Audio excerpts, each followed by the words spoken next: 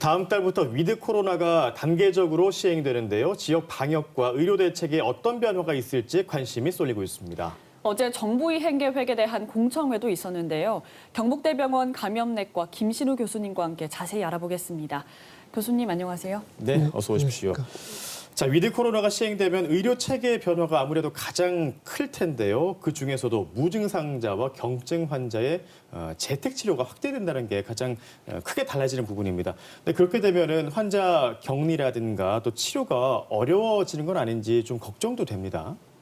네, 재택 치료는 우리 지역에서 거의 하지 않고 있고 수도권에서 주로 하고 있습니다. 네. 재택 치료는 아시다시피 재택에서 관리를 해야 되니까 관리 어려움이 필요 있겠고 또 혹시 나빠졌을 때 전원에 어려움이 있으면 어떡하나라는 우려가 있겠죠. 충분히 공감하고요.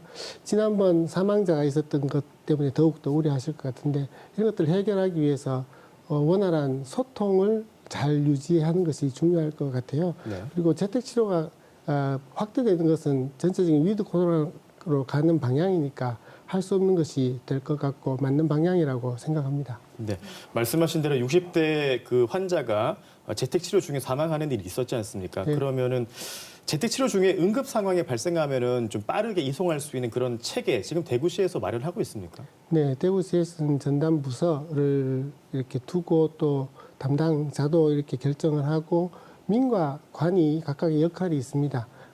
민에서 해야 되는 병원에서의 인터뷰라든지 프로토콜이라든지 이런 걸 정비하고 있고 관에서도 담당 부서를 말씀드렸는데 해서 시뮬레이션 하고 있는 중입니다. 네. 그런데 위드 코로나를 시행한 다른 국가 사례들을 보면은요, 확진자나 사망자 수가 갑자기 또 급증을 했습니다. 또 이런 사례가 발생했을 때 지역 의료계는 잘 대응을 할 수 있나요? 네, 그 많은 환자가 발생할 것을 우려하는데 지금 먼저 이야기 드리고 싶은 것은 외국에서 환자가 위드 코로나로 벌써 갔는데 많은 환자가 발생하는 지역들을 보면 마스크를 잘 안 한다는 생각을 저는 하게 됩니다. 백신만 너무 믿을 수는 없다라는 걸 강조드리고 싶고요. 지역에서 현재 병상 가동률은 30%이고요. 생활치료센터는 40%의 베드를 이렇게 차지하고 있습니다. 아직은 여유가 있는 편인데 위드 코로나 갔을 때 많은 환자가 발생할 때 재택 치료가 조금 늘고 그 시스템을 잘 유지하고 생활치료센터는 지금 두 곳을 운영하고 있는데 좀 줄여서 운영하고 또 많은 환자가 발생하면 그만큼 비례해서 중증 환자가 발생할 수 있잖아요. 네. 중증 환자 치료 전담 병상 같은 것들을 준비하고 있습니다. 예.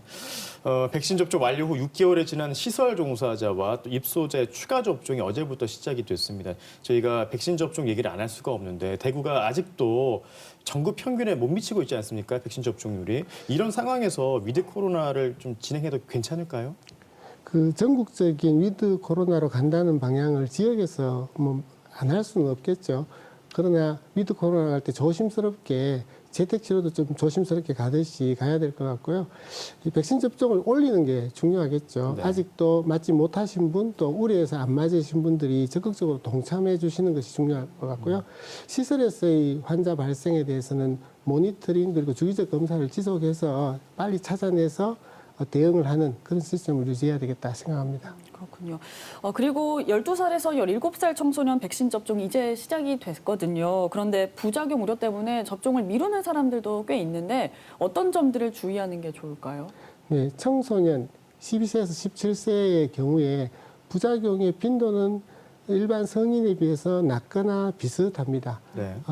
우리가 우려하는 심낭염, 심근염은 100만 명당 10명, 20명 발생하지만 대부분은 보존적 치료로 대부분 좋아지거든요. 사망자가 거의 없습니다. 네. 그래서 부작용 너무 우려할 필요는 없는데 우리가 부작용 너무 강조한다고 해서 백신을 맞으시지는 않더라고요.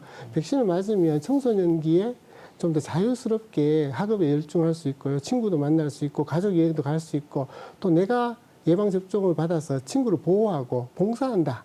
이런 생각들을 하시고 긍정적인 측면을 좀 더 많이 생각해 주셔서 백신 접종을 많이 긍정적으로 많이 따라오시는 게 좋을 것 같습니다. 예. 그러면 청소년의 백신 접종이 순조롭게 진행이 된다면 12살 미만의 접종도 바로 이뤄질까요? 어떻게 되고 보십니까? 매스미디어에서 발표하듯이 5에서 11세, 뭐 6에서 11세에 모더나 파이저가 데이터를 내고 4,000명, 2,000명 정도를 이렇게 자료를 제출했는데 아마 다음 주 중에 허가가 될 것이다. 미국에서는. 우리나라는 좀 보수적으로 조심 나가고 있습니다. 청소년들이 맞아야 되듯이 이 나이에서도 다른 어르신들, 부모님, 할아버님, 할머님을 감염시키는 그 원인이 되니까 예방접종을 적극적으로 허가가 된다면 하는 것이 위드 코로나로 나가는데 아주 중요하다고 생각합니다. 네. 그리고 또 위드 코로나를 시행하면서 사회적 거리두기도 앞으로 많이 완화될 예정인데요. 그러면서 개인 방역도 많이 중요해질 것 같습니다. 어떻게 대비를 하는 게 좋을까요? 제가 중간에 말씀드렸다시피 위드 코로나로 갔는데 환자가 많이 발생하는 곳은 마스크를 잘 안 하면서 백신만 너무 믿는다라고 말씀드렸잖아요. 그래서 우리가 지금까지 거쳐오면서 느끼고 깨달은 것은 백신과 마스크 두 가지가 아주 중요하다. 그래서 위드 코로나로 갈 때 백신 접종률을 올리고 마스크를 끝까지 가능한 우리나라에서 굉장히 적은 숫자의 환자만 생길 때까지는 가야 된다. 이렇게 생각합니다. 네, 마스크 착용과 백신 접종은 아무리 강조해도 지나치지 않은 것 같습니다. 네. 위드 코로나 의료 대책과 관련해서 김신우 경북대병원 교수와 함께 이야기 나눴습니다. 고맙습니다.